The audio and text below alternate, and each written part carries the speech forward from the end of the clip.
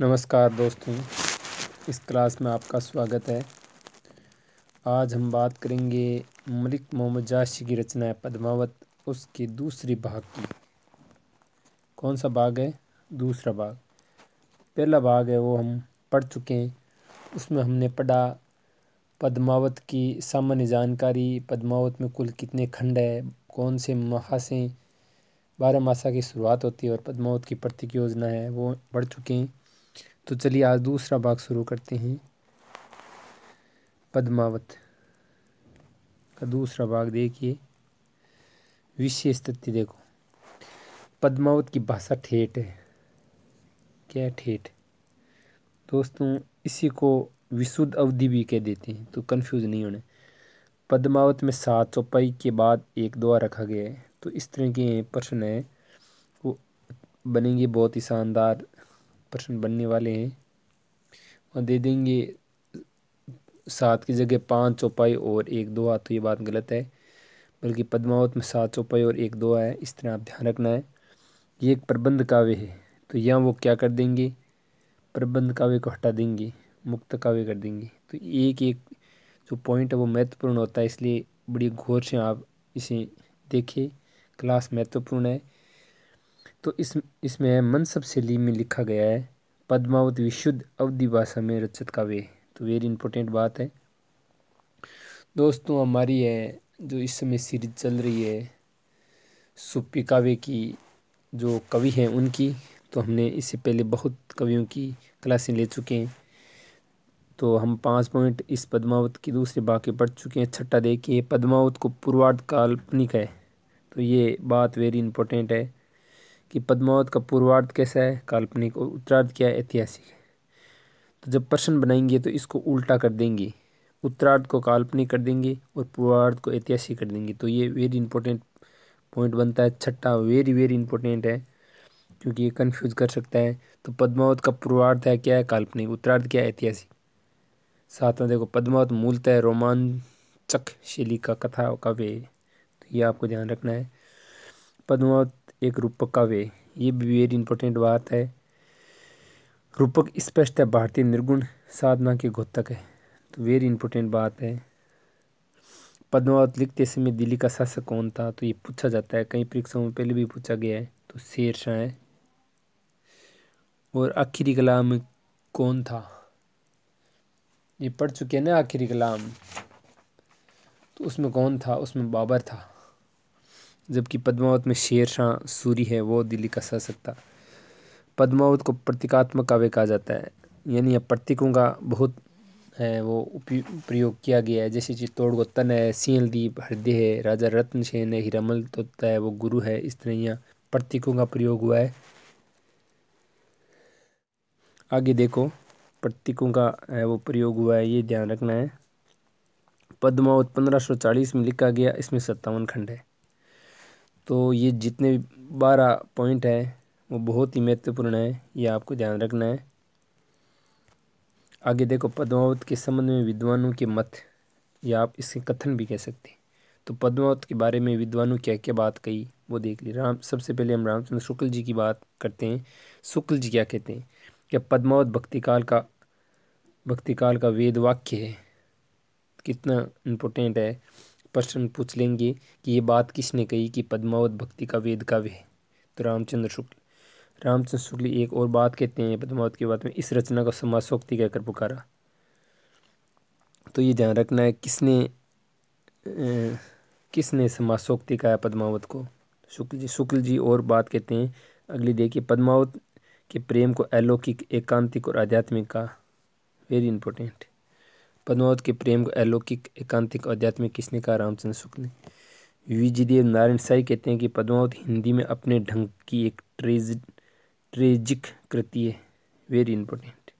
तो कन्फ्यूज बिल्कुल नहीं होना है। इन विद्वानों ने जो कहा है वो अच्छी तरह आपको पता होना चाहिए। कोई भी एक है परिभाषा दे देंगे, पूछ लेंगे कि पद्मावत के संबंध में ये बात किसने कही है। आगे देखिए, माता प्रसाद गुप्त क्या कहते हैं, पद्मावत न तो समासोक्ति है। समासोक्ति किसने कहा, शुक्ल जी ने। तो यहाँ उत्तर देते हैं, माता प्रसाद जी कहते हैं कि पद्मावत न तो समासोक्ति है, नहीं अन्योक्ति, बल्कि ये तो स्वभावोक्ति है। और जो कुछ इसके स्वभाव में वह प्रेम। ये माता प्रसाद शुक्ल ने पद्मावत के बारे में कहा। रामचंद्र शुक्ल जी एक और बात कहते हैं पद्मावत के कि शुक्ल जी ने प्रत्येक योजना में फेरबदल करके, यानी जो जो यहाँ रत्न सेन को है, प्रतीकों में क्या मानना है, रत्न सेन को मन माना ना, और पद्मावती को क्या माना, पद्मावती को सात्विक बुद्धि माना।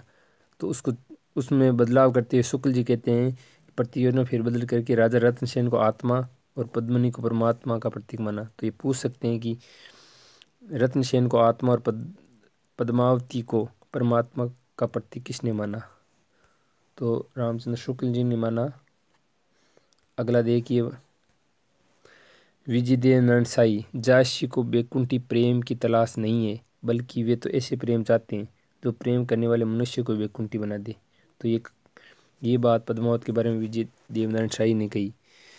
अगला देखो, 8वां बात रामचंद्र शुक्ल जी ने कही, पद्मावत हिंदी साहित्य का एक जगमगाता रत्न है। वेरी इंपॉर्टेंट, ये पूछा जा सकता है। अगला देखिए परिभाषा, प्रबंध के क्षेत्र में पद्मावत का स्थान रामचरितमानस के बाद दूसरा है। वेरी इंपॉर्टेंट, ये पूछा गया और फिर पूछा जा सकता है। विशेष तथ्य भी ध्यान रखना है कि जायसी का प्रिय अलंकार पूछ सकते हैं, तो हेतु प्रेक्षा इसका प्रिय अलंकार है। आगे हम बात करेंगे जायसी के संबंध में विद्वानों का। अब तक जो आपने पढ़ा वो पढ़ा पद्मावत के संबंध में विद्वानों का कथन। क्या पढ़ा? पद्मावत। अब आगे जो पढ़ोगे आप वो क्या है? केवल जायसी के बारे में। जायसी के संबंध में विद्वानों का कथन देखो। रामचंद्र शुक्ल जी कहते हैं कि जायसी प्रेम की वेदना के कवि हैं। तो पूछ सकते हैं जायसी के संबंध में किसने कहा।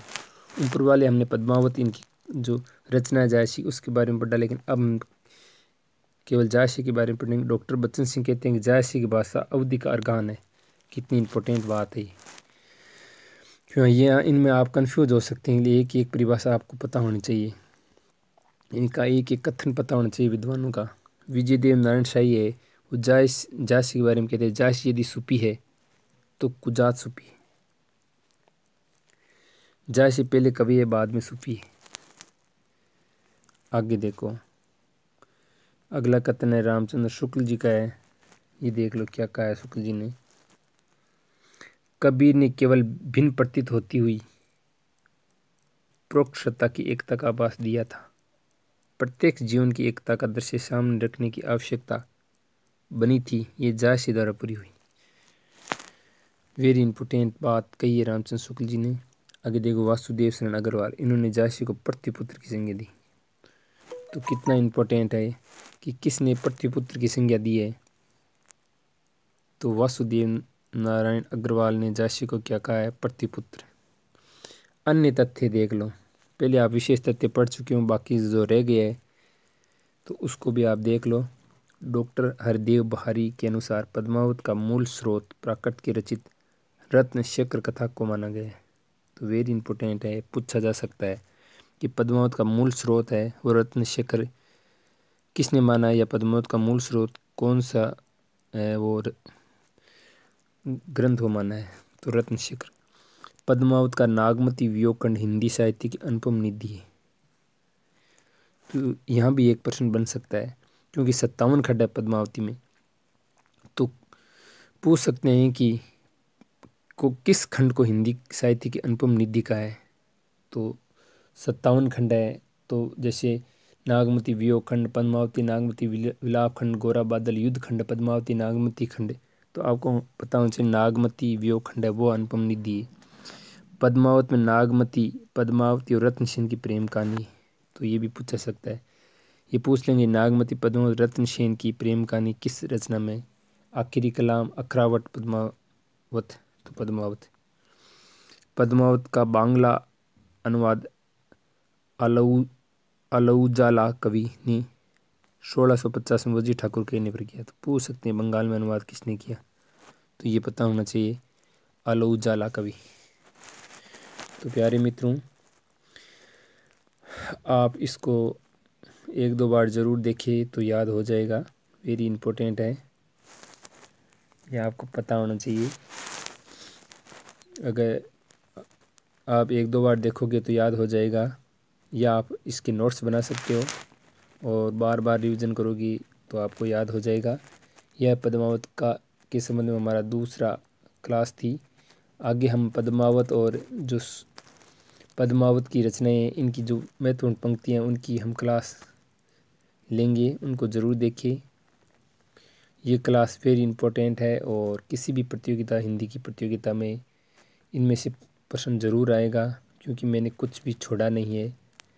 प्रमाणिक बुकों से मैंने ये तथ्य लिए हैं, किसी तरह घबराने की ज़रूरत नहीं है। तो प्यारे मित्रों, मेरी अगली क्लास का आप इंतज़ार करिए और अभी मुझे आप दीजिए विराम। और मेरी पहले की क्लास हैं उनको भी आप ज़रूर देखिए। मैं अपनी क्लास को यहीं विराम देता हूँ। धन्यवाद साथियों।